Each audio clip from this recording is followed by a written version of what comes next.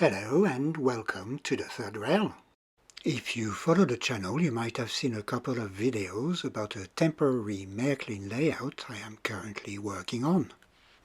If you haven't, I strongly recommend you watch the other videos in the series accessible via the little card at the top of the screen now. In the last episode I set up a small automated shunting scene using a controller 6600, a few uncouplers and some switching tracks. Now that I am more or less finished with the industry area, I can focus on the other end of the layout, where I will install a locomotive depot with a turntable, roundhouse and a crane. If you follow the series with the track plan, that's the area that's marked in blue on the right hand side of the plan. I had to change it a bit in order to solve a few clearance problems with the main lines. So, at first I need to shift the turnout controlling the entrance to the area from the main lines. Then it's just a matter of methodically following the track plan. I use the iPad app that comes with the application RailModeller Pro I use for my track planning. The app is called Train Layout on the Apple App Store. Very practical. Also, my eyesight is not the best, so the ability to zoom on the smaller parts on the plan is very useful in those circumstances. And in no time I was ready to install the turntable. That's a pretty uneventful affair. Just take the turntable out of its box, make some space, check the track plan one last time and then wiggle the thing into place.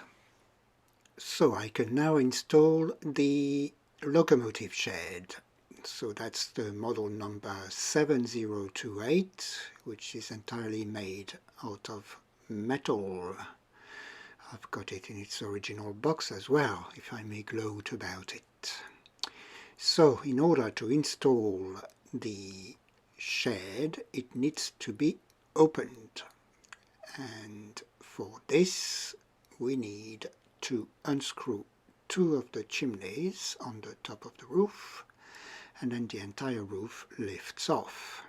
This reveals the inside of the locomotive shed. There are a few sprung mechanisms for the door openings and a few brackets to hold little lamps.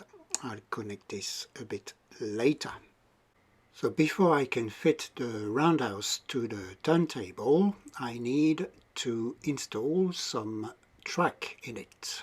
For this I need 3 sections of track, each comprising of 2 5106 standard straight track pieces and a 5109 compensation bit.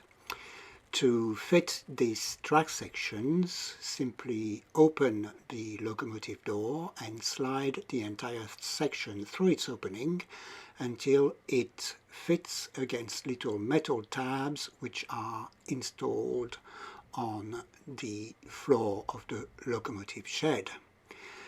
Then I just need to check the mechanism for the door openings is operational. Generally, if something is not working, it's because the track section is not aligned properly. Refitting it will fix most of the issues. And once I'm done with all this, I'll be able to fit the entire assembly to the turntable. To do this, I just need to rotate it to face the positions I'd like to attach the various track sections to. I then partly insert the fish plates at the end of each track section to the connectors on the turntable. That allows me to make sure that everything is aligned. The aim being that I should be able to simply push the locomotive shed towards the turntable so that everything neatly slides into its final position.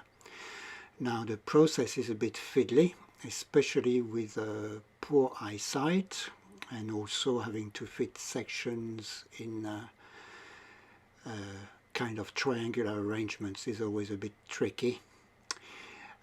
But with a bit of patience and avoidance of precipitation, everything just gets where it needs to go in the end. And once that is done, it's just a matter of fitting the roof back in its original place.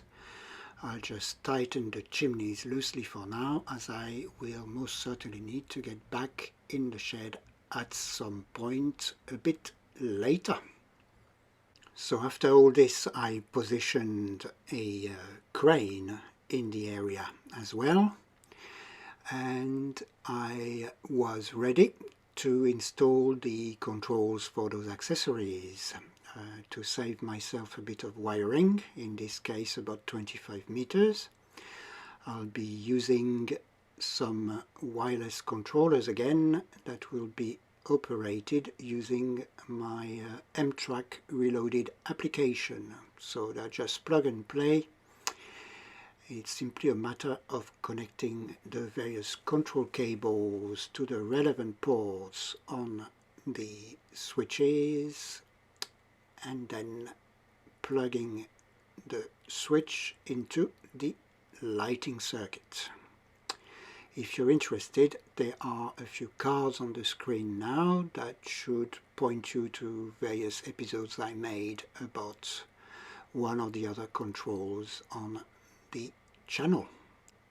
Then it's just a matter of putting the cables in a place where they won't be in the way of locomotives. For example, using a little box. Pathetic attempt at scenery, I know.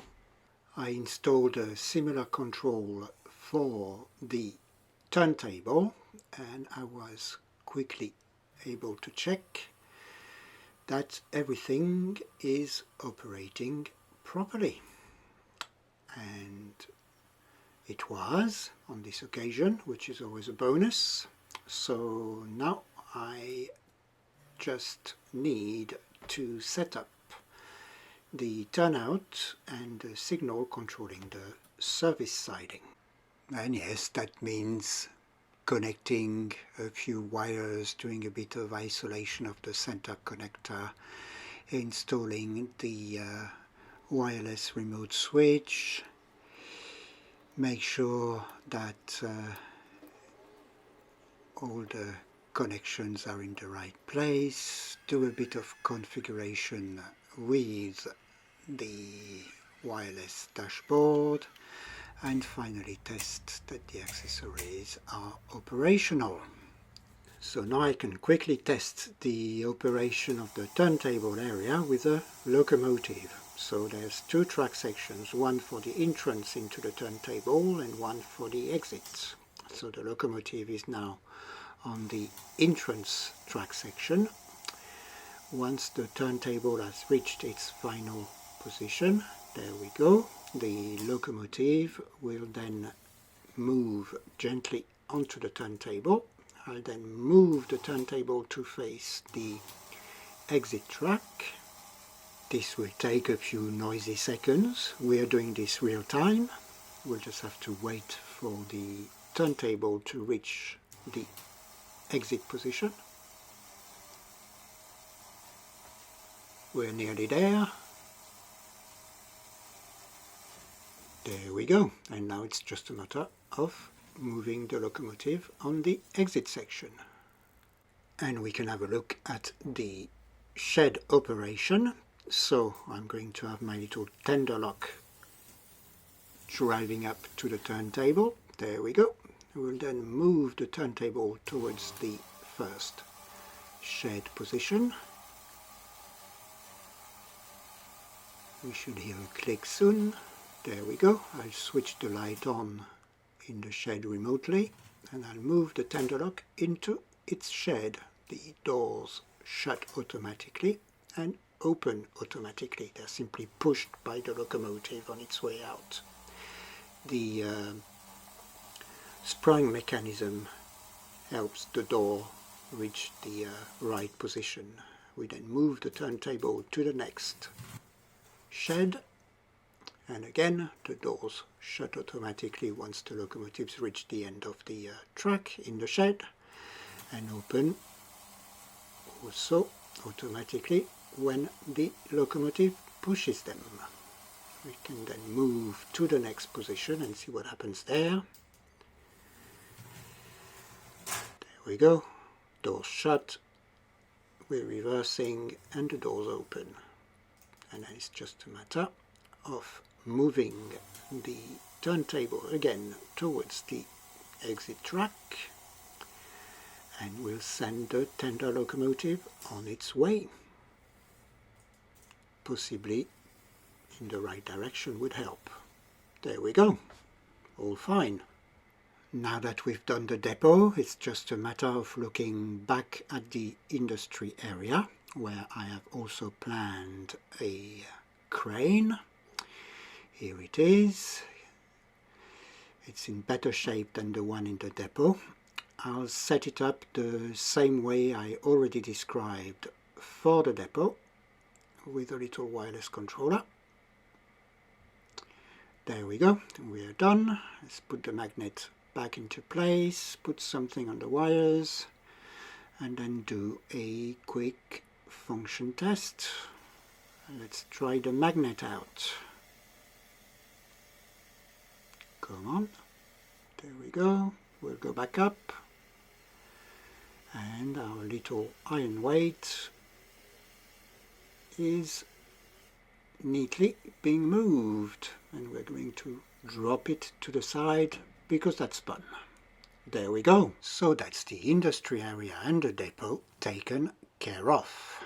You might have noticed at the beginning of this episode that I have taken all the rolling stock off the track. It's not to put it away, it's because I have forgotten to install something on the main lines. And this something comes in the shape of little braking modules, which I need to retrofit.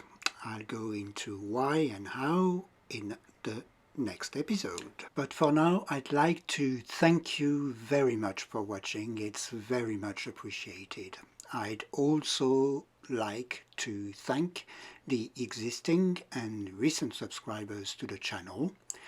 I'm still surprised that people are interested in my production, so much so that they subscribe to the channel and sometimes give me a like. It's very rewarding and keeps me going. Thanks very much again. Bye for now.